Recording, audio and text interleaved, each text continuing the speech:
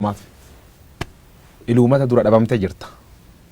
Daawwattoota yookaan jaalattoota keetii maal jette? Ees turettaan? In dhabamne amaan koo dhabamu.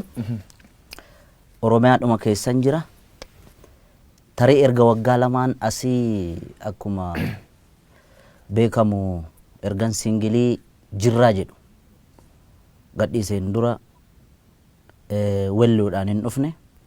Kanaan ala miidiyaa garaagaraa irratti bifa intarviitiin mul'achaa ture. Komii uummatarraa dhufu kana sinumaan beeka. Maaliif wallee isaatiin waanuun hin jennedha. Inni immoo hojiidhumarra jira, istuudiyoo keessa jira malee. Wanti hin baane hedduu jira. Ittuma jirra. Ati hojii jirta ammoo namootni waan gargaara odeessaa turanii artisti Hacaaluu Hundeessaa artisti gurguddaa qabu biraand of dandeetti biildu gootee jirta sirba keessatti. Maalan jirra achumas qeerroo jirtuu tanfaan beekamta. Maqaan sun miidiyaalee hawaasaa gubbaa jijjiirame qeerroo jirtuurraa gar feerroo bittuutti Hacaaluun jijjiirame jira jedhan. Hacaaluu Hundeessaa feerroo jalqabde. Qeerroo jirtuu jedhe malee feerroo bittu hin jenne. Eeni biizinasa keessa galuun koo erga waggaa lamaan asii kana akka ajaa'ibaatti ishuu ta'ee gaafa haasa'amu dhagaa ture. Hojii aartii kanaan beettee akka biyya kanaatti namni successful ta'ee jireenya ofii mo'ate nama muraasa beetta. Keessattuu immoo karaa artistoota Oromootiin yoo dhufte kan maqaa qabsoo Oromootiin dhiibamee roorrifamee dadhabee karaa Keeniyaaf karaa Sudaan baqatee biyya hambaarra jiru. Paartaayimii isaa muuziqaa hojjeta malee fuultaayimii muuziqaa hojjete illee hin jiraatu. Biyya Faranjii keessatti artistoota gameeyyii hedduu beeka.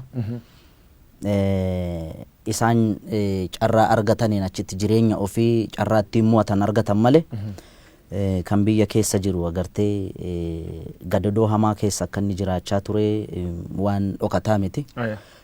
Artistoota Oromoo isa qabsoo Oromoo utubuu keessatti gahee qaban miti.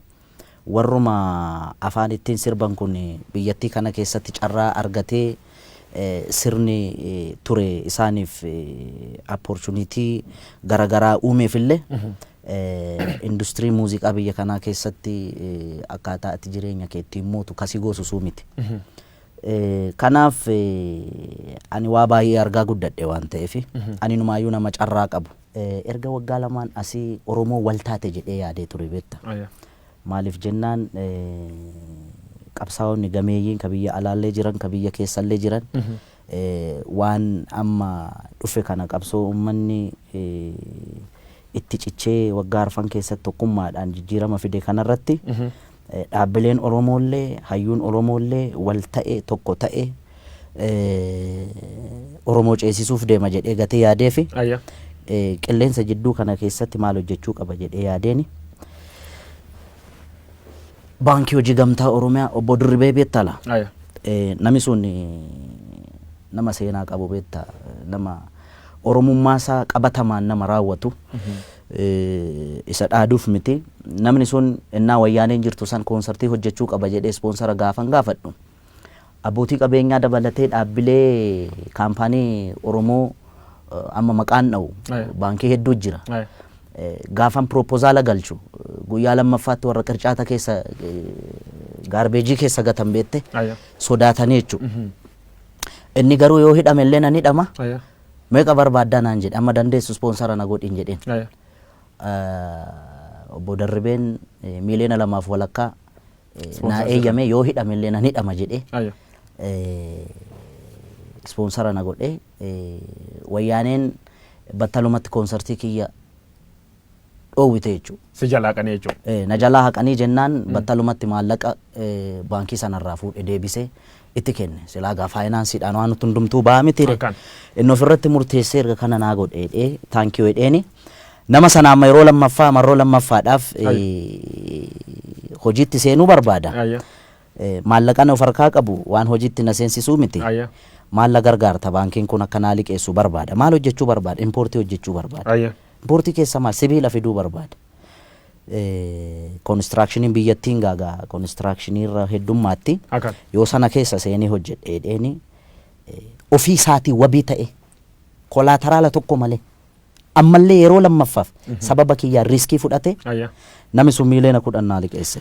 Birri miiliyoona 10 asirra liqeeffattee jechuudha. Haa taatuuti ammoo namoonni tokko tokko maal jechuu jiran. Hacaaluu Hundeessaa birri miiliyoona 20 mootummaan Dr. Abiy Ahmad yookaan paartiin Biltsiginnaa kennitee fi birri sun fudhachuuf Hacaaluu Hundeessaa agriimantii san mallatteessan akka jedhanitti birri suniin fudhattee ittiin in callista birri suniin qabsoo keessatti sirba gahee tan ta'e qabaatu. Abba Guyyoo. Birriin gurgurtee jedhan kanaafuu acee waa butattee jirta. Keessa namaan beektu keessa qabuteen namaa kenniteedhaan beekta.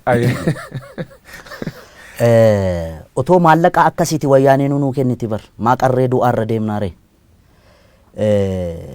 Amma sana kan qarree du'aarra deemee riiskii amma sanaa fudhachaa ture sana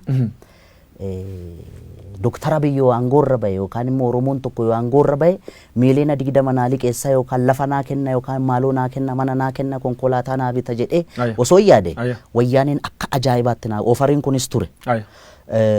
Amma yoo haasofte of dhaaduu ta'a beekta. Garuu immoo ijoolleen ragaa baatu jirti. Bara wayyaaneen jirtu daninnatiin manallee natti agarsiiste konkolaataallee natti agarsiiste kaan burraayyuutti kantiibaatti dhaqaati maaloo godhaafi jedhame qondaalonni mootummaan oppiidiyoo keessa jiran kan amma jiran warri gurguddaan kana quba qabu beekta yeroo sanallee nama dide amma akkamitti namummaan Dr. Abiy isa biteera naan jedhe inni faddaala ture jidduutti dallaala ture parsantii meeqa argate gaafa na gurguru. Anummata kiyyaaf qaalii beekta akkas jedhee nama by the way wanti bitamu miini bitamu mi'a qaalii bitamu miini rakashaan bitamu akka gaariitti fudhadha san garuu immoo mootummaan Dr. Abiy na bituu hin danda'u. Okay?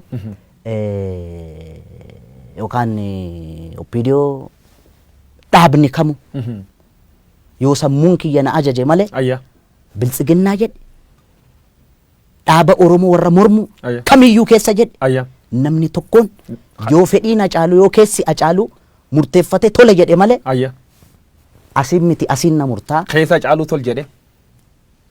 No akkamitti tol jedhaa warri Biltsiginnaani gadi ba'anii Hacaaluu binnee turre agriimantii akkasii waliin qabna akka inni afaaniin hin dubbanne kana gooneerra jedhanii gadaa baanee haa dubbatan.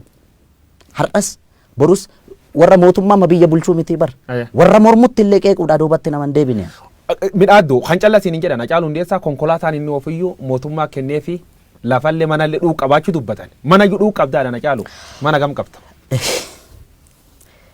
Alam ganaattan jiraadha isin kiraa keessa jiraadhan almost mana kireeffadheen jiraadha garuu ijaarrachuun koon yoo rabbi jedhe. Agamma man hin qabdu. Mana hin qabu. Konkolaataan kan ka'u. Konkolaataa amma oofu sana dura diyaaspooraan naa bite akkamitti naa bite an biyya kanatti beektaa eddan koonsartii hojjedhee maallaqa argadhee an albama kiyya hojjedhee waggaa 2 booda biyya keessatti akkan hin hojjamne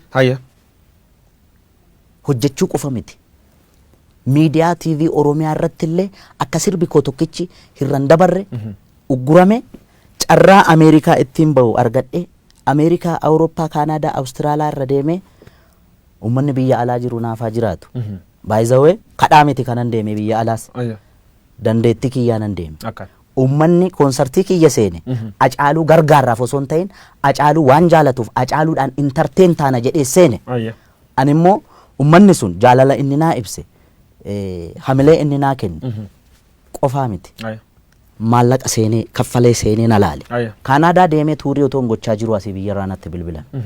Abbootiin qabeenyaa Oromoo gara nama 5 moo 6 7 ta'us danda'u beekan. Maallaqa walitti buusanii sarpiraayizii na gochuudha. Makiina kan sii bitan. Makiinaa kana bitan. Hacaaluu Hundeessaa meeshaa birrii akkana fudhatee mana akkana qabaa waan akkana mootummaan tolchee fedhee oloolii miidiyaa hawaasa gubbaa bal'inaan sir deemu quba qabaachuu natti himtee turte. Namni gariin agartee taargeetii inni barbaadu keessa yoo ati seenuu fi baatte waan barbaade jechuu danda'a. Ololli kun eessaa kaate beektaa? Warruma qaama mootummaa keessaa baate. Ololli kun. Okay? Maal kaayoon is duub jirtu? Kaayoon is duub jirtu gaanii yoo yaadu tarii warra mormuuf itti fakkaachuu danda'a. Maaliif jennaan waan hin calliseef. Achi keessa taa'ee fudhatama yookaan jaalatamummaa uummata bira qabdu kana qaamni dhabamsiisu achi keessa jiraachuu danda'a. Ka mormu keessas hin jira, ka biyya bulchuu keessas hin jira. An kana sirriitti quba qaba beekta. Garuu dantaan hin qabuufan callise malee agaroona. Amma waan jiraayyuu uummati beeksifte fuulduraaf namooti shakkii qaban artistoota waan garagaraa taasifama artistoota namooti bebeekamoon bu'aa dhuunfaatiin deebi'anii yoo dhuga uummata dhoosanii mul'ata. Kanaafuu artistoota shakkanii maqaa santi baasan warra Hacaaluu Hundeessaa shakkuuf fuulduraaf Hacaaluun birriin jijjiiramaa jedhee fuulduraaf kashaku hamma yaatti himta fuuldura maal dhaamtaaf maal jettaan. Beektaa hawwisoo keessatti hawwisoo mootummaan hooggantu kana keessatti artistii gameeyyii jira beektaa ka sagaleen ajaa'ibaa biiftuu Oromiyaa keessa jedhe burqaa burraayyuu jedhe hawwisoodhuma mootummaan akka aadaaf turizimii of jalatti qabate artistoonni achi jalatti jiran hacuucamaadha beektaa. Aartiin muudii barbaada. Aartiin ayyaana qabdi beektaa. Dabballeen gaafa kana godhi gaafa misooma irratti sirbi gaafa maaloo irratti sirbi gaafa maaloo irratti sirbise gaafa siin jettu ati artistii miti beektaa. Amma wanti nurratti raawwatamaa jiru maal akka ta'e beektaa akka dabballeen oppiidiyoo kanaan dura biiftuu Oromiyaa gochaa turte.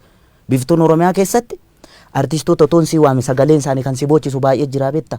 Kan achi keessaa ba'anii guutuu biyyattii irratti beekamuu danda'an addunyaarra deemanii waa meeqa hojjechuu danda'an kana dabballeet isaan hooggan.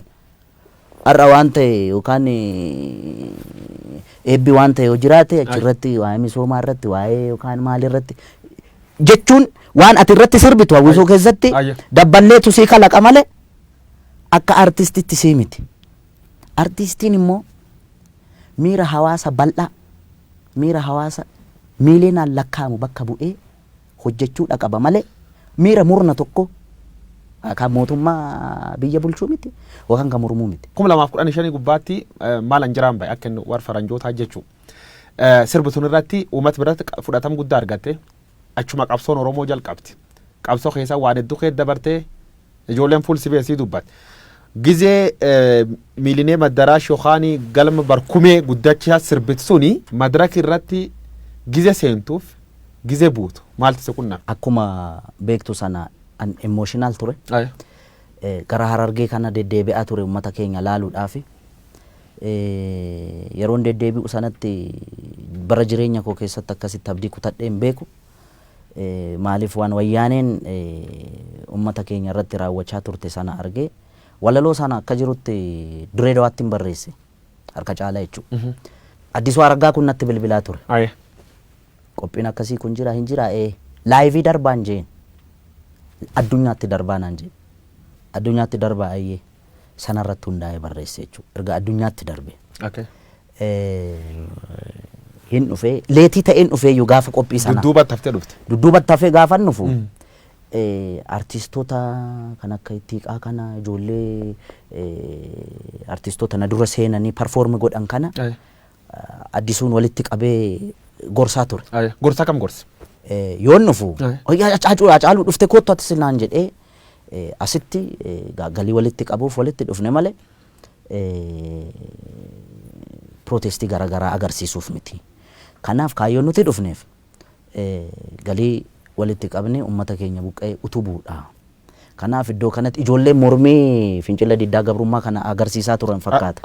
Alleetii ta'ee dhufe siin jedhe. Hayyee rakkoon hin jiru hin jedheen. San booda annan seene maaliif akkuma dura siin jedhe sana. Waanan sirbu. Waanan sirbu guyyoo waariyoo yookaan dabballee mootummaa yookaan miti mootummaa inni joo waan akkasii miti kan naa filatu ana. Ergaa Hacaaluu waltajjii irratti dabarsu sana. Qaamni hin barbaanne yoo jiraate Hacaaluu waamuu dhiisu. Erga dhufe garuu Hacaaluu waan gochuu qabu Hacaaluu qofaaf dhiisu. Waan akkana sirbidhanii sitti man isaan?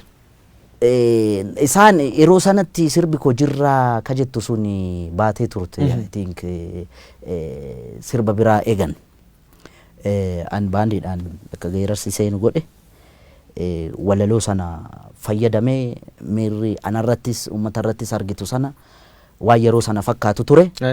Yoo sana emotional ta'anii namoonni sintineedhaan ibsaan addaan citee security'n backstage natti marsee sana booda Shimallis dhufee ofitti naqabe. Addisuun dhufee innaa waltajjii irra baatu ati maraattaa hinaan jedhe namni rifateera. Shimallis ofitti naqabe erga goote bagatti cabsite naan jedhe. San booda suutuma suuta warra ijoollee suufii uffattu kun meeshaa shugguxii qabatanii baaksteejii natti raran. Natti marsanii kana booda nutu si fudhatee deema rakkoo jiru wajjin jirtaa jedhan. Rakkoon jiraatee hin jiraanne handantaa kiyyaan turre yeroo sanatti. Baay'ee dhiphatanii konkolaataa kan kee fudhattee deemuu hin dandeessu jedhan. Baaksteejii karaa ittiin baatu Miiliineem Addaarash gaafa deemu namoonni qawwee qaqqabatanii dhaabbatan arge waraana. Federaalirraa? Federaalirraa. San booda nama Toofiq jedhamu amma pirootokola muummicha ministeeraa ta'u beeku. Inni yeroo sana ijoollee amma gaardota sana mucaa hoogganaa ture fakkaata. Akkasitti jarri gaa akka dabarsanii na kennan bilbilaan rakkisaa akka turan qaama amma jijjiirama kana hoogganaa jiru kana yeroo sanatti aangoo irrattis ol hin baane agartee yeroo sana yeroo hamaa ture yeroo riskii ture. Dabarsinee hin kenninaa irratti lola hamaa ture erga uummanni bahee VAT jarri lammaa fa'aa biyyi fa'aa adda gaggeessaniin booda waraanaan achi qobaatti na hambisanii VAT lamaan fudhatanii na gadan. Kasi dinqu keessa karaa boolee Mikaayilii kana na fudhatanii ce'an. Si mursiisuuf jechuu? Yaa waan ajaa'ibaa mursiisanii na fudhatanii badan bar. Makiinaa qulfiis narraa fudhatanii biraatti kenname waan hamaa ture. Yeroo sanatti wanti dhalate dhugaan jiru kan. Maal wanni isaan haasaan warri ijoolleen rafa maal dhageette akka isinii dhufe dhan? Ijoolleen inumaayyuu mucaa Tasfaayee jedhamu tokko jira amma maqaa abbaa isaa Tasfaayee eenyu akka ta'e beeku dameetikaadha. Ijoollee Oromooti ijoolleen suni inumaayyuu na dudduuba bireeniin fa'a ture. Sibiiliidhaan uffatanii madireesii fa'a. Almost amma waraanni hin banama eegaan turen. Reediyoo gochaa turu. Makiinaan hordofuu yeroo kate meetira akkasirratti rukutaa fa'a waliin jechaa turan. Parpasli si qabuuf dhufan jechuu isaan? Isaan na qabu maammaa dhufan jaratu kennuu dide. Good. Hojii hojjettu sun fakkeenyaaf madaraka irra cabsitee waan akkasii sun live irra dabarsu keeteef riskii sun fudhattee jirtu. Riskii sun itti gaabbitaa fakkeenyaaf. Ittiin gaabbi. Riskii ani yeroo jalqabaaf miti kanan fudhadhee inni sun hamaa ture. Beetta ani namattuu hin himne hiriyoonni kiyyan beekani. Haati warraan kiyyan beektu haadha warraa kiyya ulfa ji'a 7tu garaa jira. Kan daa'ima immoo kan wabiin waggaa 2 ji'a 5. Ini mugaani agartee riskii kana maa dhaabbitti du'uu manna. Yoon du'es lafan siileessu namnu du'an qatu hin jiru beetta. In dhaamattee cha dhaga hiriyootan deennatti dhugataatiin beeku hodhartaati dharaa jedhi.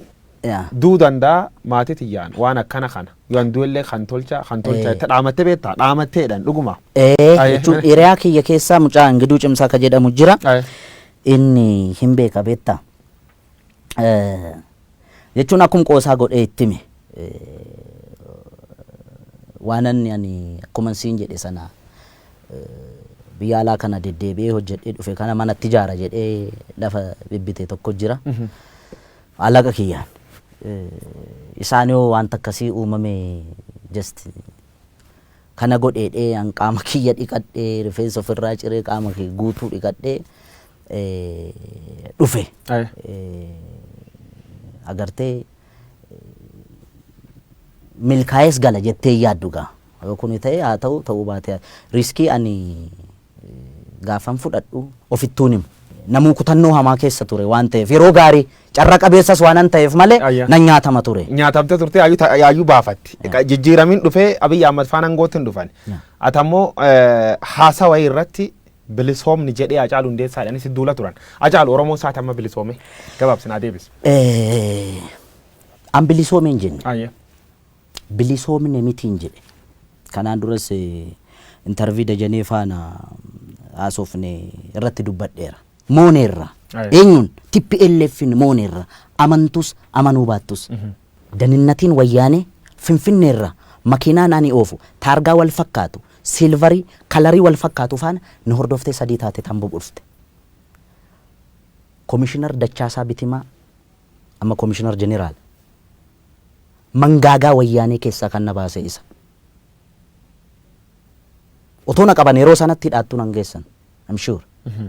Dachaasaa Bitimaa komishinar Dachaasaa Bitimaa yeroo san magaalaa Amboo keessatti isa ture. Jara kana qabe.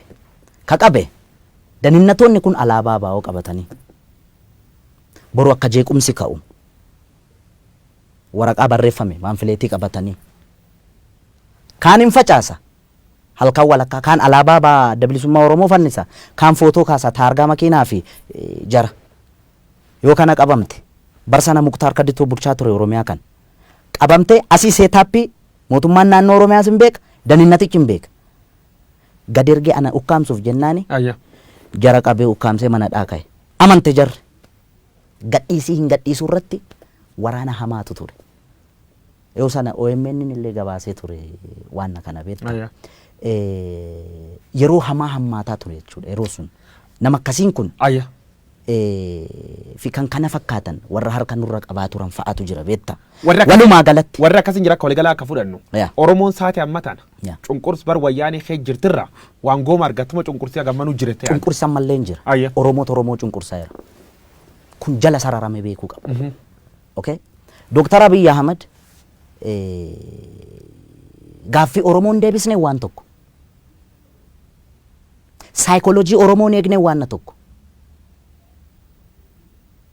miidhama Oromoo irratti hundaa'ee fedhiif dantaa Oromoo hin eegsisne waan tokko inni Oromoo miti waan biraati Daawud Ibsaan jaal Daawud Ibsaan bara hooggansasaa addi bilisummaa uummata Oromoo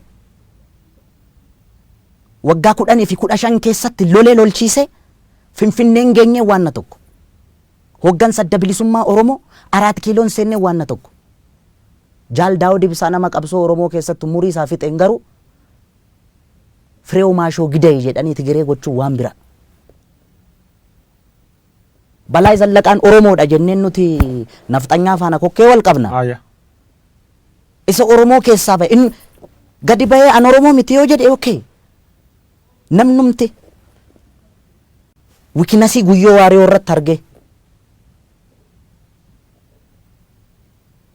inni Oromoo miti namni jedhu sun inni Oromoo ta'uusaa maaliin nu ibsa DNA isa kam sartifikeetii isa kam fuuldura nu qabeetu inni Oromoo ta'a walumaa galatti wayyaaneen ari'amteetti qabsoo ilmaan Oromootiin dhiigaan simbiloo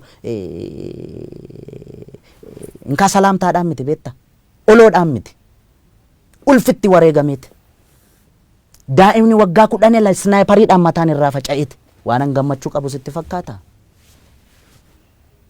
waan amma ta'aa jiru kana Oromoon du'aa jira inumaayyuu waa tokko sitti bara wayyaaneen jirtu sana Oromoon du'u kun dhageettii qaba ture amma dhageettiin qabu beetta maaliif seete Oromaa miti kan nutu walajjeesaa jira Oromoo immoo maaltu isa dhibere Furmaati maal furmaanni warri biyya bulchanis dhaabbatanii ilaaluu qabu warri qabsoo bilisummaa Oromoodhaaf falmaa jirra jedhanis dhaabbatanii ilaaluu qabu gaafa arbi walitti bu'u kan miidhamu marga hidhamaa miti wanti isaan beekuu qaban awwallaalummaa kiyyaan laale yoon illee badii qabaadhe naa of kalchan awwallaala nama baranne illee nama barnootaan fagoon deemne ogummaa rabbinaa kenneen ummata kiyya biratti jaalalaaf kabaja argadhe malee an beekaa ta'ee miti kan isaan gorsu isaan warra na dhalchan warra daandii natti agarsiisan warra wareegaman warra aarsaa meeqa kaffalanii na dura waa meeqa ta'anii beekan garuu aga wallaalummaa kiyyaatti waan naa galte tokko kan kolfaan hin godhina ama wanti jiru maal akka ta'e beektaa guyyo xiiqii walitti qabate namu akka walitti dhiyeenyaatti wal ijaare tokkummaan inni waggaa 4 keessatti wareegama nama 5,000 olitti wareegne dhufeen kun bishaan dhuguu jira almost zerotti deebi'aa jira beektaa garan ka deebinu dhiyoo tana gaafiif deebii IBS irra gootirra Hacaaluu Hundeessaa mallee waan dhibi dubbatee OBS irra gootirra artistoota waliin warra Maqalee dhaqu marii Maqalee akka completely hin fudhanne dubbattee turte wanni sun ammoo har'allee hin fudhanne mootummaalleen dhaqeedhaan amma haasa'uu jiran maal jettaa waan Maqalee kanarratti argeera beektaa ani Profeesar Isqeel Gabbisaa fi Baqqeeyyi nama ani isaan arrabsuudhaaf miti nama deebiitti deebisuu danda'uudhaaf nama hamilee qabu miti beektaa nama akka malee jaaladhullee nama akka malee kabajullee dhugaa dhiigalmaan Oromootiin yoon dhugaa haasa'e gaafa waan kana haasa'u sammuu kiyyatti isaanuu yaadadhee miti. Qondaalli kanaan dura mormituu ture kaafaa'u amma oobkoo durii keessa ture namni wayii maqaa tuuta waan ta'e fudhatee achitti gaafa inni walgahii jara faana taa'u argee tanani sanarratti hundaa'ee haasa'e beekta. Otuma immoo baqqeenuu deeme piroofeesaruu deeme fudhataman qabu na biratti. Jaawaaruu yoo deeme maaliif naan jedhe tarii wallaalummaa kiyyarra madda ta'a garuu ammallee jarri nama gumaati Oromoo waliin walaloo Zalaalamaa Barraa tokko sii jedha waggaa 10 meeqan dura dhaggeeffadhe waan akkasii kun isa rakkiseetu beekta. Akkamittiin caalee akkamittiin gurbaana dhaga'uu diddaa jedhe caalii sanyii dhiiraa caalii sanyii guddaa kan dur lammiin kee ajjeesee dibatee tufeen arraabne gafarsaan gaditti saawwaatti lakkaa'e yeroo yoo argatu raadiyoon sii waadee qawween sii akaa'e ammam lammii keetiin walii galtee diddee mana gumaalitti almahaa jedheetu afaan kottaafu kan shan ta'ee dhufu jedhe. Kan shan ta'ee dhufu. Kan shan ta'ee dhufu. Mana gumaa lixuun akka sirna gadaatti akka namni qaamni irraa du'e tokkotti isaantu sin ajjeesneerra waggaa 27 kallattiidhaanis alkallattiidhaanis isin ajjeesneerra isin miineerra isin saamneerra Oromoo biyya abbaa keessan irratti akkas sin gooneerra nu of kalchaa jedhanii qeeshiif sheekii nutti erganii gara fuulduraatti akkaataa itti waliin buluu dandeenyu kanarratti kan Oromoo gaafatan isaan malee warra nuti isaan harkatti du'aa turree miti. Natti bilbilanii waa'ee kanarratti siinaan jedhe siyaasa keessatti naan jedhan diinni dhaabbataa fi firri dhaabbataa hin jiruu naan jedhan. Akkasii Dooktar Abiyyi sirrii dhaareen jedheen attam jennaan isa nafxanyaa faana isa hamannu kuniin jedheen nafxanyaa waliin ta'ee dantaa Oromoo kana nafxanyaaf dabarsee kennuu fi nafxanyaa waliin hojjeta hayyoota Oromoo ofirraa dhiibaa jira nafxanyaa ofitti qabaa jira inni jedhamu kun. Nafxanyaan diina Oromooti kaleessas diina Oromooti hardhallee diina Oromooti gara fuulduraattis diina Oromooti akka wallaalummaa yaada Hacaaluu Hundeessaatti. Hacaaluu 4 kiiloof sittu aanee jettee sirbite turte sirba kan kee qalammeessoo ka'ee irratti jirra oollee barii arguuf gara nu bal'isa yaanu jette jirta oollee barii arguuf oollee barii sun arguu jirra geenne. Arginee turre. Okay akkamitti argine seete akkuma dura siin jedhe irra deddeebi'ee akka hin taaneefi. Paaworii guutumaan guutitti kan of harkaa qabaa turte TPLF samma Maqaleetti galtee qobaa kiyya miti OPDO waliin hin jira. Okay Jawaar Mahammad kana wallaalee miti kan Minisoota irraas dhufee bar qaamni amma aangoorra jiru kun akka wayyaanee faana ture kana wallaalee miti. Okay qabsaa'onni gameeyyiin hedduun kan biyyatti galan hin beekamu kan ilmaan keenya jedhaniitu. Okay itti fayyadamne garagalani nu qarqaaran qabsoo Oromoo kana galmaan gaani jedhamee itti waliin shubbisamaa ture bar akka ajaa'ibaatti machii hamaa keessa ture uummanni keenya hundumtuu. Okay sana booda ijoolleen ibidda baattee ijoolleen Oromoo lixaa fi kibba Oromiyaa kana keessatti gaafa mul'achuu calqabamu walii galteen dhabamaa gaafa deemu isa sanatu bal'atee dhufe sadarkaa kanarra gahe. Innis yaalan hayyoon Oromoos yaalan qaama biyya bulchaa jiruu fi ijoollee keenya sana faana araarrakki bu'umu yaalam sana keessa saayinsii sana keessa deemaa ture achi keessa seenee hin borcuan nama siyaasaa miti. Jidduu isaaniitti walii galtee dhabameen uummanni keenya sakrifaayii amma kanaa kaffalaa jira. Eenyutu itti gaafatama kanaaf? Itti gaafatama lachanuu akka kiyyaatti. Mootummaa fi qaamni mormu. Qaamni mormu. Kanaafuu seena Oromoo sadarkaa Oromoon keessa jira kanaan fakkeenyaaf Oromoon saati har'aa naannoo jiran keessa naannoo namni keessa du'u jiru kanaan baay'inaan keessatti dhabuu jiru Oromoo. Kan akkamitti ibsita akkamitti laata? Amma beektaa sana keessa seenee borcuuni tarii wallaalummaa kiyya kaasuu danda'a. Akka Oromoo tokkotti maaltu sitti dhaga'ame Hacaaluu Oromoodhaaf iyyaa turte yoo naan jette. Ijoolleen daggala keessa jirtus dhiiga kiyyaana. Okay? Gaafa ishiin rukutamtee reeffa ishee feesbuuk irratti argu na dhukkuba keessa kiyya. Ijoolleen asii bobbaafamtee deemtu kunis maqaa seera kabachiisuudhaan Oromoo. Jarri walilleen booji'an beektaa yoo wal booji'anis akkaataa isaan disrespect wal godhan kana gaafa argitu Oromummaa keessi jibbisiisa beektaa. Oromoon Oromoo irratti dhukaasuu arguu irra caala du'a wayya beektaa. Warri obbaafate warri du'e kun obbaafate. Warri dhumeen nu warra jiru lubbuudhaan jiru warra kana laalaa jirudha beektaa. Abiy Ahmed artistoota walitti qabee achirra waan tokko dubbatti. Namoota lubbuun hin jirre Taaddasee Birruu fa'a Jeneraal Waaqoo Guutuu fa'a waan nu sirbinuuf beektu waan isaan lubbuun hin jirree fi jettee dubbattee turte. Maal jechuu kan kee? Waaqoo Guutuun goota keenyaa miti Taaddasaa Birruun nuuf fannifame goota keenyaa miti. Way kana booda ka'ee Oromoo kana godhe jennaani hin jennuun bara. Kanaaf hin amannaa jechuudha. Kana booda ka'anii namni lubbuudhaan jiru beektaa seenaa hojjetes xureessuu danda'a. Seenaa namni seenaa xuraa'aa qabus immoo haareeffatee nama gaarii nama lubbuudhaan jiru abaaruufis hin rakkisa beektaa. Jajuufis hin rakkisa. Ka obbaafate amma laal Dr. Abiy akkuma filannoo irra bahe kun namni machaa'in hin jiru. Bujii irra Boorana irra agaa Harargeetti irra agaa Wallaggaatti Wallagga irra agaa namni qawween dhayin hin jiru bar gaafa inni filatame.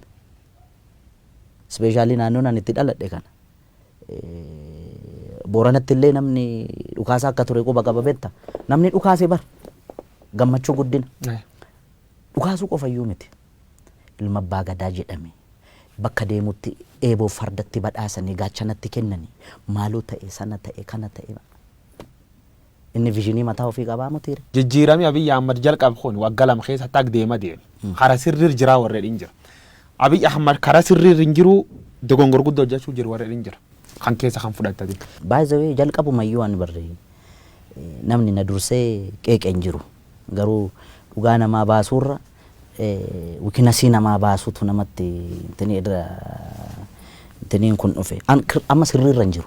Ana akkamitti sirriirra hin jiru seete. Inni Oromoodha. Harki isaa dhiiga Oromootiin xuraa'uu hin qabu.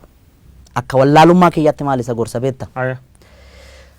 TPLF ummata Tigraayitti hudduu gatattee nu fixaa turte. Nafxanyoonni ummata Amaaraatti hudduu gatatanii Oromoo fixaa turan. Mangistuu Hayilamaariyaam qofa beektaa kan jidduu irratti akkas ta'e. Namni kamuu saba kamiyyuu keessaa dhufee aangoo qabatu. Kana booda akka inni aangoo irra turus kan godhu Oromoo. Akka inni aangoo irra hin turres kan gochuu danda'u Oromoo. Okay mee Dr. Abiy kun Oromoo miidhaa jennu. Dantaa Oromoos eegaa hin jiru haa jennu. Gaaffii Oromoos hin deebisne haa jennu. Fincillis ka'e, mormiinis ka'e, akka inni aangoo irraa bu'us godhame. Eenyutu morra kora Oromoo dhaabilee Oromoo keessa? Isa karaa nagaatiin dorgomu moo? Isa afaan qawweetiin lolu? Kamtu dhaqee achi qabata? Innis gaaffii biraa bara. Namoonni hedduun Abiy Ahmed nafxanyaan butamee jedha qabsoon isaa. Oromoon sirna kan keessa fayyadamuutti hin jirtu jedha. Oromoo waan adda waan fayyada qabdi. Baala gizee jedhamte gizee hedduuti illee attaak waan godhamtuuf. Warree baan deemaa beektaa magaala kana keessa.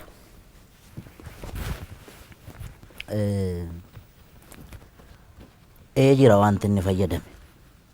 Abaarsa nafxanyaa fayyadameera. Inni mormuu maal gochuu qaba ture? Akkam gochuu qaba ture?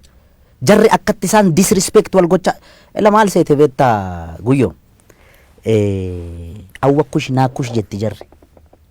Waltuufi rakkoo hamaan kan jiru. Warra dhaaba siyaasa Oromoo kana oofan bira malee uummata bira miti. Dantaa wal dhabde isaanii kanaaf fayyadamtee gareen Habashaa yookaan gareen nafxanyaa nama Oromoo miidhaa jirti jechuudha. Of course amma walumaa galatti maal akka ta'e beektaa? Akka Dr. Abiy waraana isaa ajaje akka Jawaar ajjeesu yookaan qabsaa Oromoo hayyuu tokko akka ajjeesu nafxanyaan halkanii guyyaa irratti hojjechaa jirti.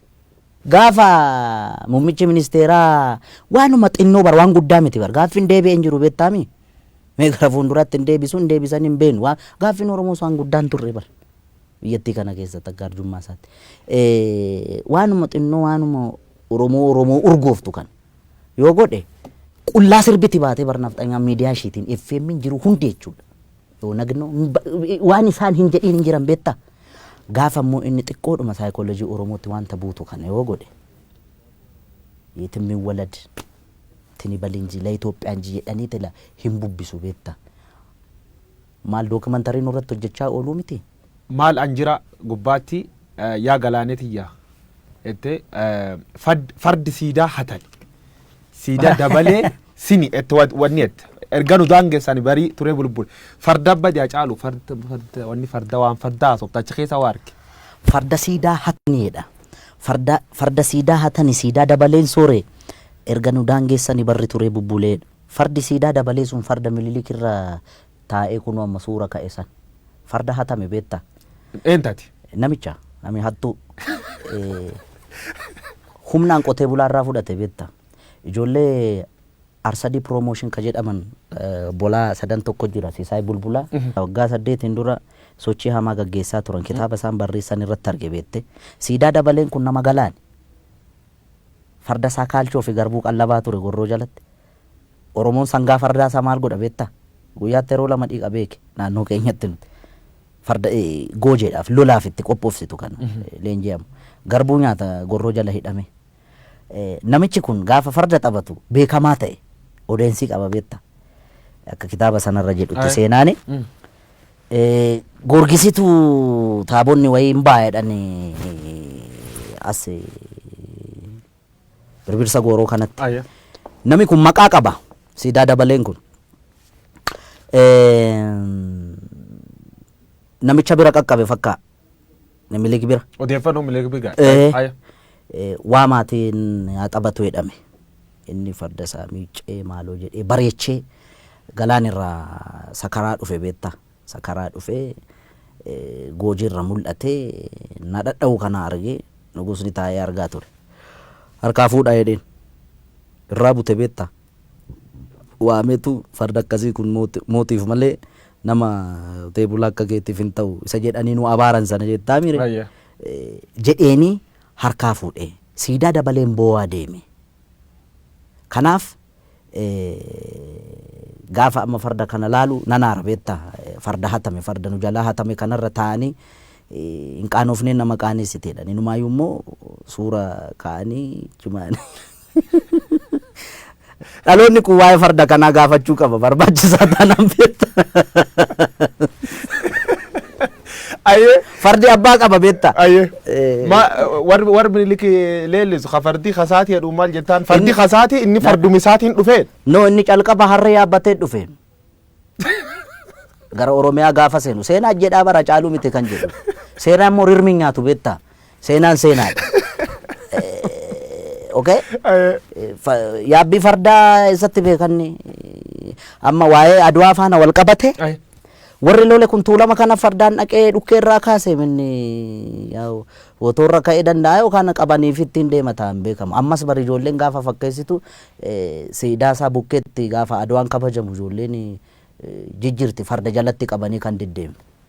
Sangaa fardaa si jalatti hin qaban yoo yaabbii dandeessedha kan yaabbatu. Namoonni siidaan kun ka jiganii jedha siidaan kun yoo jig fardi akkanatti fardi ka Oromoo. Fardi kan Oromoodha. Akkam tolcha. Farda akkamitti jigama. Akkam tolcha. Ka jige yoo inni isaarraa jigsan malee. Okay gaa inni walumaa galattan fardi abbaaf deebi'uu qaba inni dhaloonni hin deeffata baay'ee. Anaaf sirratti hin ta'in malee inni waan hin oolle beektaa waan amma Ameerikaa kana keessatti ta'aa jiru beektaami.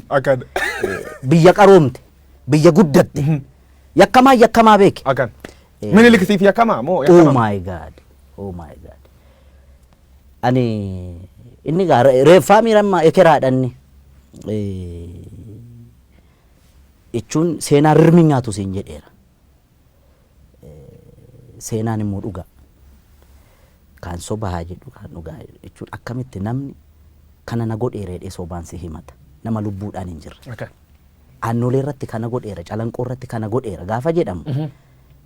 Aboo bara sana inni barkanaan mallatteessa jedhan. Warri harkaan mallatteessu warri maastarsaa fi digirii fi PhD qabu bara mallee ulfajjeessaa jira beektaami. Inni bar sanatti doofummaa sanaan harma yoo mure harka yoo mure. Maal inti nigaa doofaa waan ta'eef miti qotee bulaarraa kan farda hatu kan farda saamu walumaa galatti yakkamaa hamaa yakkamaa beeta mangisti keetti Oromoon lolti wanni isa khasiidaan isa beeta mangisto kan palaasi mootummaa keettaa sun akkamitti ilaaltate maltee fi wanni sun rifadheeraan ayya maaliif seete tokkoffaa ekeraa achi keessatti yaadannoo ekeraayyuu gochuun sirrii miti nama antini na yaadda'aaf waan maaliif seete warra achi keessatti suurri isaanii bocame hundi garaagarummaa amma uumame sabaaf sablammii biyyattii kana keessatti roorroon ammallee hiikkaan arganne bar yakka isaan raawwatanii ni beekta. Okay? Dhimma godheef isatu beeka waan godheef garuu akka kiyyaatti ta'uu malle maaliif nama harki dhiigni ummata qulqulluu harka jiru ekeraa akkamitti yaadannoo gootee mana kee qarqara goota hin ta'u inni akka kiyyaatti gaa kun sii gale dhubirratti saatiin qabnu waan deemuu jirtu fariifachuu jirra namootni hedduun agammaa keessumaa warri sirnaaf xinyaa leellisan Atseen Minilik difend godhu namichi kunini nama Itoophiyaa holy war waraanni inni Oromoo irra godhu waraan qulqullootaa jedhanii warri yaadin jira kanaaf deebiin kemaa qaamni miidhame immoo holy revenge jechuu danda'a beektaa isaan sirrii miti wal an kannaan galle silaa'oo isaan nabiyyii miti yookaan isaa Iyyesuusii miti namumaa miti ummanni yakki irratti raawwatame yakkamtoota jedhee malee sabni isaa lafarraa dhumuu qabaa hin jenne bar ummanni Oromoo yakkamtoota yaa amma laal biyya faranjii kanatti gurraachannaa luka dhiqan argiteetta warri adiinam maal beekwam abbootii isaanii yakka sana dalaga miti qaroomuun akkasii beeka wallaalummaatti itti taphataa bar odeeffannoo jajjabduu dhagaye dhossatante jechuun nam mormatiin ragaa waan qabuuf jechuu qiyya Hacaaluu Hundeessaa jirraa maalan jirraa amma immoo ees jirti sirbeer qopheesse obba'uu jiraa jedhan istuudiyoo kee jiraachuu iyyuu qub qaba hin mormatiin ati na basaasta jechuudha sin basaasu dhugamoodhaan tan callaa oni naa dhugamoodhaan dhuga garuu hin baane sirboota hedduu hojjechaa jira rakkoon qabu waan ka'uu hundaaf kadeebii ta'uu hedduu jira guyyaan itti bahu gaa hin baha gaafa bahu istuudiyoo keessa dhaqxee kan hojii hojjechaa jiru yoo quba qabaate akka biltsiginnaa birrii naan kennine akkamitti quba dhabde kanan qulqulleeffanne Hacaaluu Hundeessaa boonsaa dhumirratti loqoda hangafa Oromoo kana jaaladha beekta ka booran ittiin haasa'u afaan kana baay'ee jaaladha inni biraan akkaataa itti dhiyeessitullee bareeda wanti hojjetamuu qabu karaa gama miidiyaa keenya miidiyaa afaan Oromootiin banaman hundi isaanii otoo tokkummaa Oromoo irratti tokkummaa ishii TPLF ittiin xiqqoo goone sanarratti otoo hojjetame ulfaadhi galatoomii Hacaaluu Hundeessaa dhumirratti addaan ba'uun dura sirbi tokko nu affeerta addaan baana sirba Hacaaluu nu affeer dhageen